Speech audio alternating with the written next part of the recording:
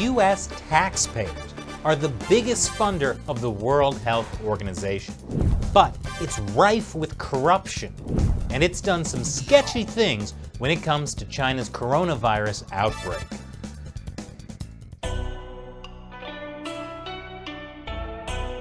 This is China Uncensored. I'm Chris Chappell. When the world is threatened by an outbreak of a deadly coronavirus from China, who are you gonna call? No. Who? The World Health Organization. I can see how that could be confusing. Let's just stick with WHO. And I can see how the WHO's response to the coronavirus could also be confusing, because it's hard to understand how the main global organization charged with handling it could have screwed up so badly.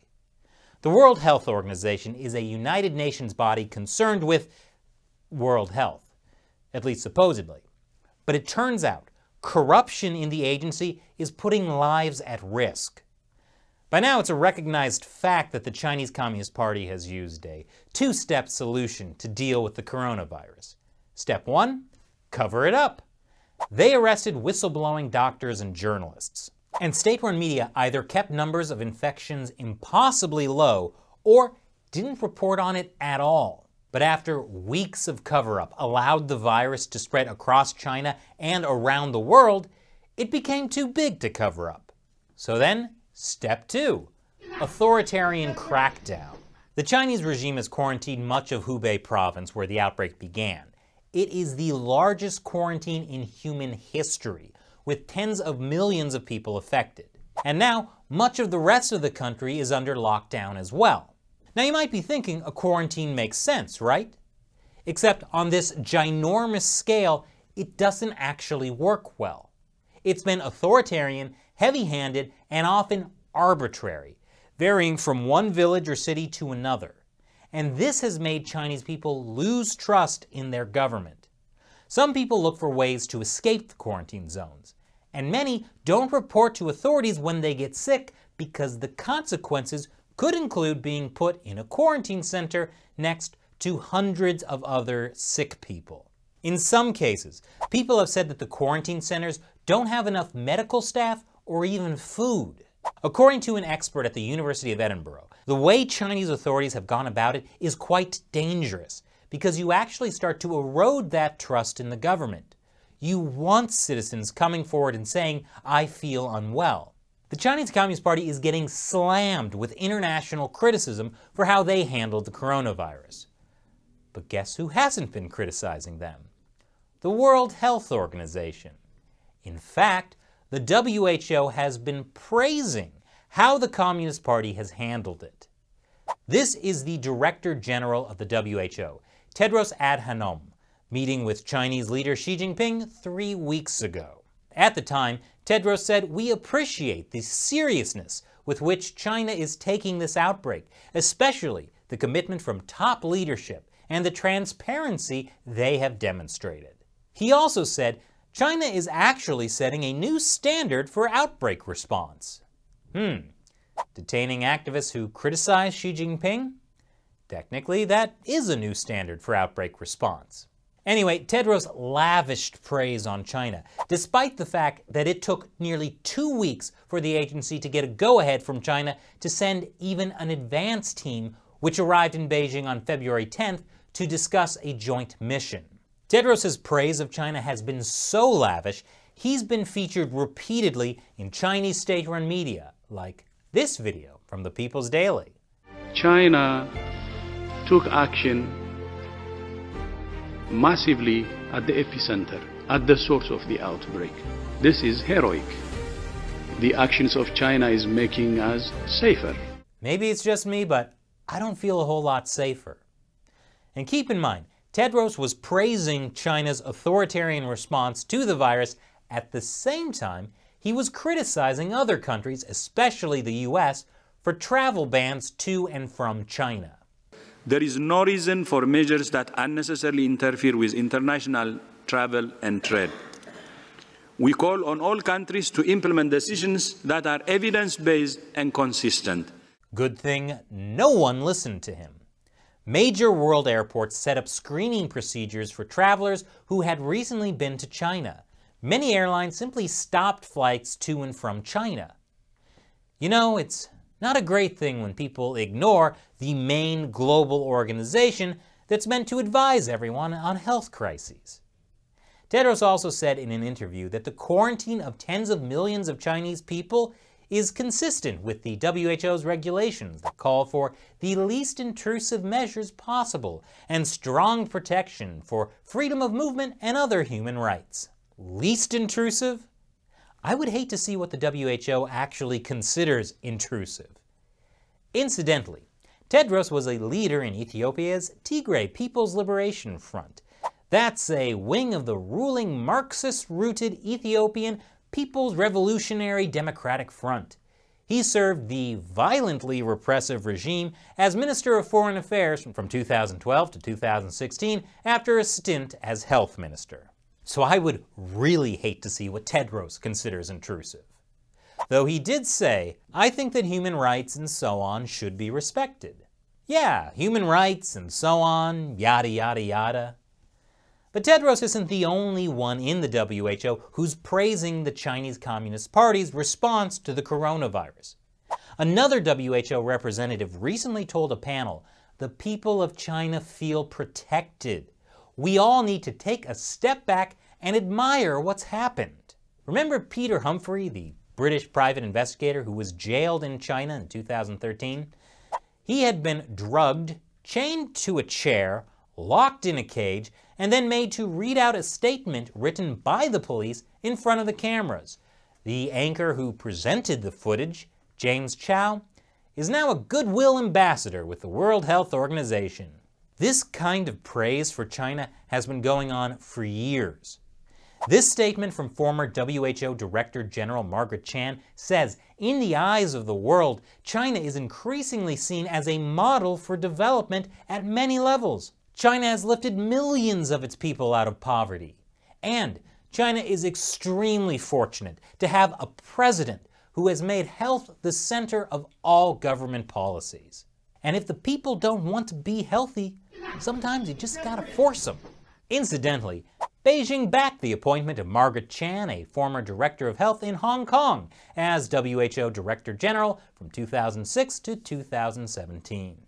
But beyond just praise, the Chinese regime seems incredibly successful at getting the WHO to bow down to its claims over Taiwan. In case you don't know, Taiwan is a sovereign country with its own government, military, and currency. But the Chinese regime considers it part of China.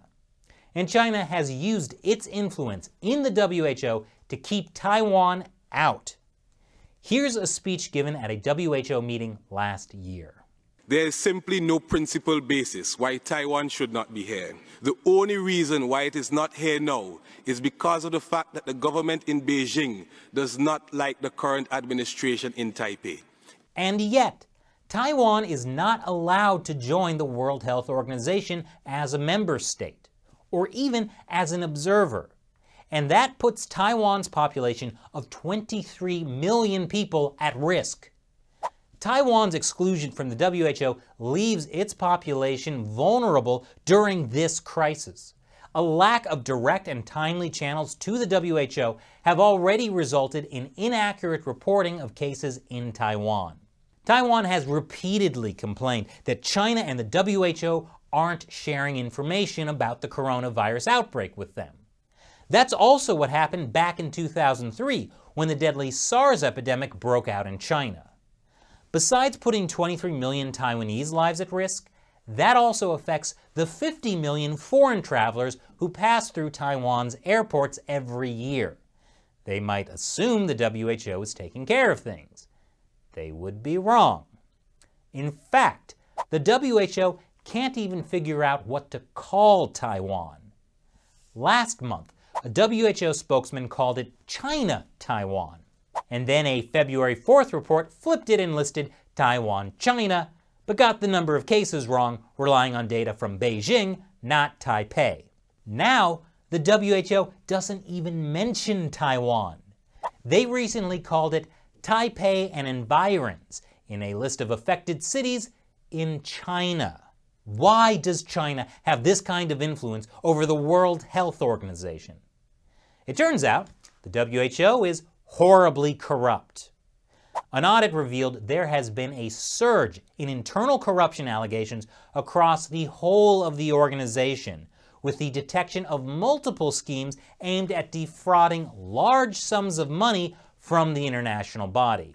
That included an upsurge of internal complaints of corruption, fraud, and even sexual harassment from across the 7,000-strong organization, overwhelming an internal team of 4 full-time investigators and 2 consultants.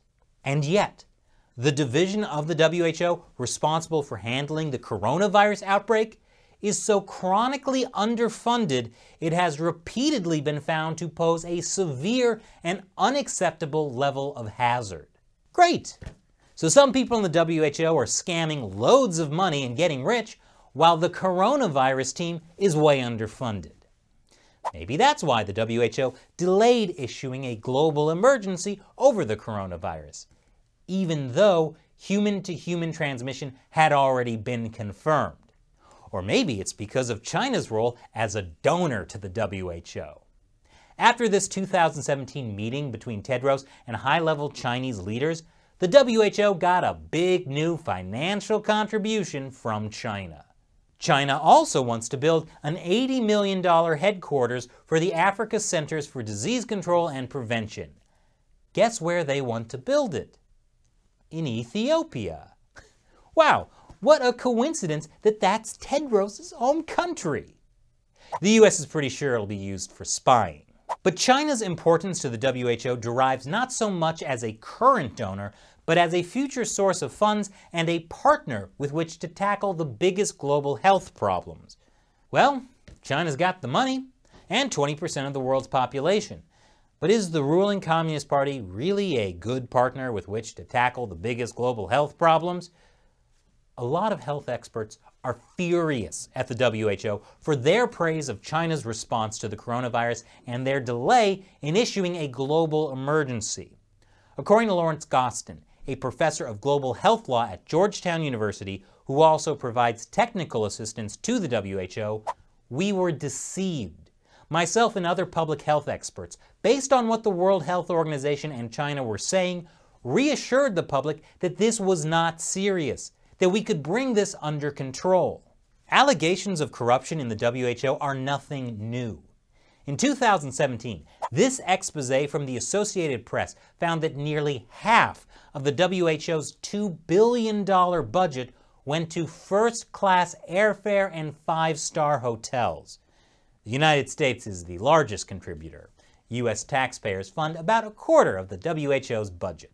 And get this, that doesn't include costs covered by host countries seeking to curry favor, which are off WHO's books. And if you know anything about the Chinese Communist Party and how they buy influence, it's often by spending on lavish trips. Now, there's no evidence that's what happened with the WHO. I'm just a bit concerned, what with all the corruption and bootlicking, especially because the WHO relies on the funding and the cooperation of members to function, giving wealthy member states like China considerable influence. So I know right now you're probably pretty worried about getting accurate information about the coronavirus outbreak.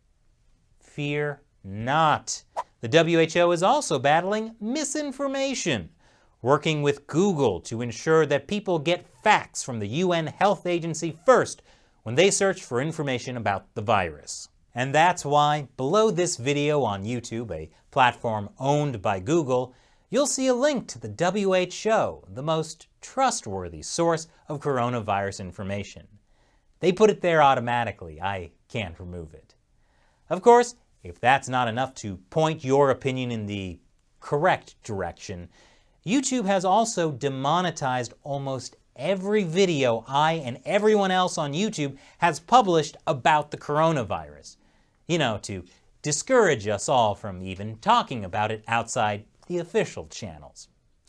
But what Google, YouTube, the WHO, and China didn't count on was the amazing support of what I call the China Uncensored 50 Cent Army.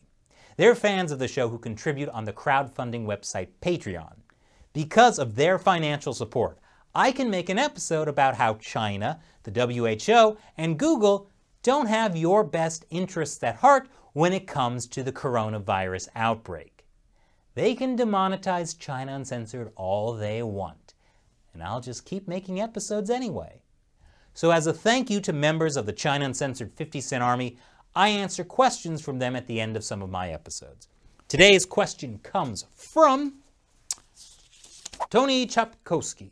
He asks, Tedros, really on the ball? China has huge investments in Ethiopia, where he hails from, and their airline is still flying to China. It makes Kenya, next door, very afraid. You know, I never even thought about that, but it turns out that yes, China is investing heavily in Ethiopia. And since Chinese investment is called debt trap diplomacy, it should come as no surprise that about half of all Ethiopia's debt belongs to China. The largest part of the debt was for the construction of the $4 billion Ethiopia-Djibouti Railway. The Export-Import Bank of China backed the project with $3.3 billion in loans. The railway has so far been crippled by light loads, electricity shortages, and disruptions due to protests. But hey, it connects Ethiopia to China's first overseas military base in Djibouti. So that's worth it, right? Chinese investment in Africa has been called a new colonialism.